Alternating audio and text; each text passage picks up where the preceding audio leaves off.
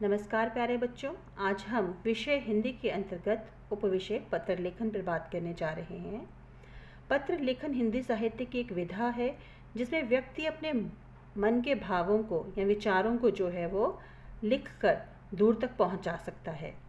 पत्र के दो मुख्य रूप हैं, औपचारिक पत्र एवं अनौपचारिक पत्र। औपचारिक पत्र के अंतर्गत प्रार्थना पत्र आ जाते हैं, कार्यालय पत्र आ जाते हैं एवं व्यावसायिक पत्र आते हैं।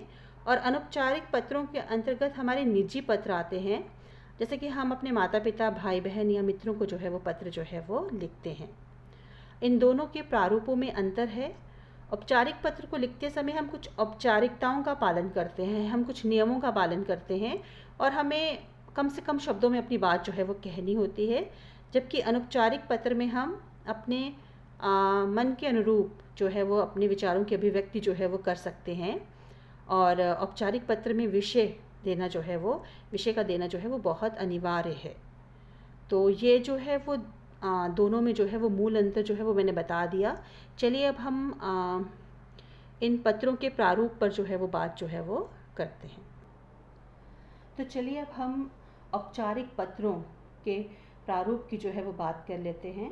औपचारिक पत्र के अंगों के अंतर्गत सबसे पहले आता है प्रेषिका पद, यानी कि जिसे कि आप पत्र लिख रहे हो वो किस पद पर जो है वो उसके पश्चात विभाग एवं पता। उदाहरण के लिए जैसे कि आप जब प्रधानाचार्य को पत्र लिखते हो तो सबसे ऊपर आप प्रधानाचार्य महोदय लिखते हो, उसके पश्चात आप अपने विद्यालय का नाम, विभाग का नाम लिखते हो आर्मी पब्लिक स्कूल, और उसके पश्चात पता बेड़ीबाड़ी सांबा।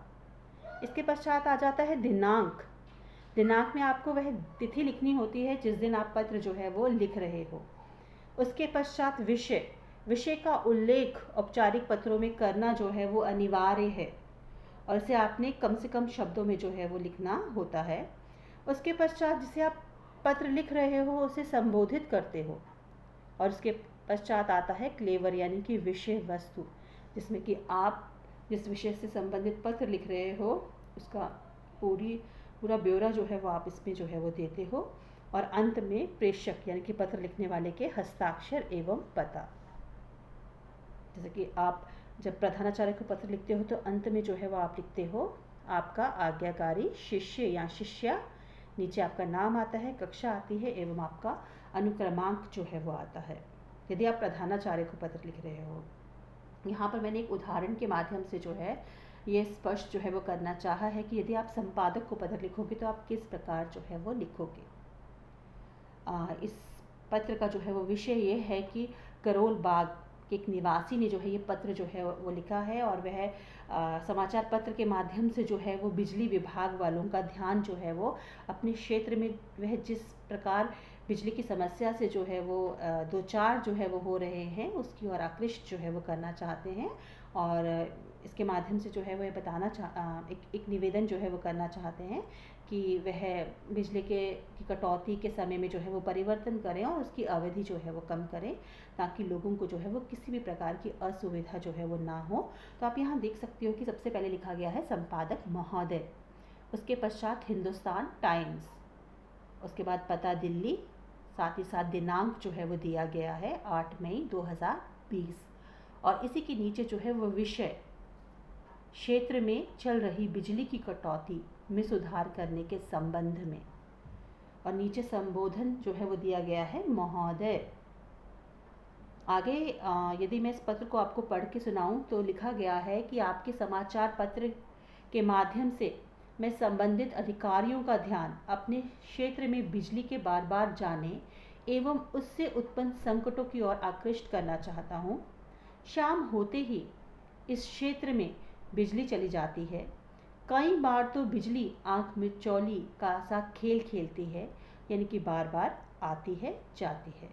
यहाँ लगभग 1 माह से इसी प्रकार बिजली की अव्यवस्था एवं कटौती चल रही है। बिजली चले जाने के कारण यहाँ पानी भी नहीं आता, विद्यार्थी परीक्षा की तैयारी नहीं कर पा रहे हैं। इस क्षेत्र का सारा जीवन क्रम अस्त व्यस्त हो गया है। आशा है संबंधित अधिकारी इस क्षेत्र के निवासियों के कष्टों को समझकर बिजली कटौती के समय में परिवर्तन करेंगे और इसकी अवधि भी कम करेंगे। और नीचे दिया है धन्यवाद भवदीय।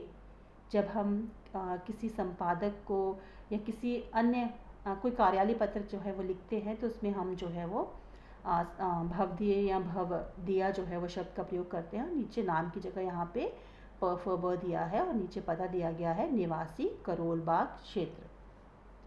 और यहाँ पर एक सूची दी गई है कि औपचारिक पत्र के आरंभ एवं अंत में हम किन औपचारिकताओं का ध्यान जो है वो रखें। यहाँ कुछ शब्द दिए गए हैं। इन शब्दों का जो है वो प्रयोग जो है वो आप औपचारिक पत्र लिखते समय जो है वो कर सकते हो। जैसे अगर आपको स्वास्थ्य अधिकारी को पत्र जो है वो लिखना है या संपादक को पत्र लिखना है या किसी अध्यक्ष को जो है वो पत्र लिखना है तो आप उसके लिए मान्यवर, महोदय, आदरणीय शब्दों का प्रयोग कर सकते हो। और अंत में अपने लिए भवदीय या भवदीया, भवदीय शब्द का प्रयोग किया जाता है पुल्लिंग के लिए, पुरुषों के लिए, और भवदीया स्त्री के लिए जो है वो प्रयोग किया जाता है। प्रार्थी, प्रार्थनी, निवेदक, निवेदिका। इसी प्रकार यदि आप प्रधानाचार्य को पत्र लिख रहे हो तो आप संबोधित कैसे करोगे उन्हें? आदरणीय महोदय या माननीय महोदय। और अंत में आप जिस प्रकार लिखते हो कि आज्ञाकारी शिष्य या आज्ञाकारी शिष्या, इसी के साथ साथ आप प्रार्थी और प्रार्थनी शब्द का प्रयोग भी जो है वो कर सकते हो। तो इस प्रकार इन अंगों का पालन करते हुए आप औपचारिक पत्र प्रारूप के अनुसार जो है वो पत्र जो है वो लिख सकते हो। पत्र को लिखते समय प्रारूप का जो है वो बहुत अधिक ध्यान जो है वो रखना चाहिए। सबसे एक कुछ और बातें हैं जिनका ध्यान देना चाहिए कि सब कुछ आपके जो है वो बाईं ओर जो है वो आना चाहिए। हर चीज़ आपकी बाईं ओर हो और आप एकदम सुंदर लेख में जो है वो अपना पत्र लिखें, क्योंकि आपकी लिखावट कैसी है उसका सबसे पहला प्रभाव जो है वो देखने वाले पर पड़ता है। तो मैं चाहूँगी कि आप इन अंगों को, औपचारिक पत्रों के अंगों एवं इस पत्र को जो है वो अपनी कार्यपुस्तिका पर जो है वो अवश्य करें। धन्यवाद।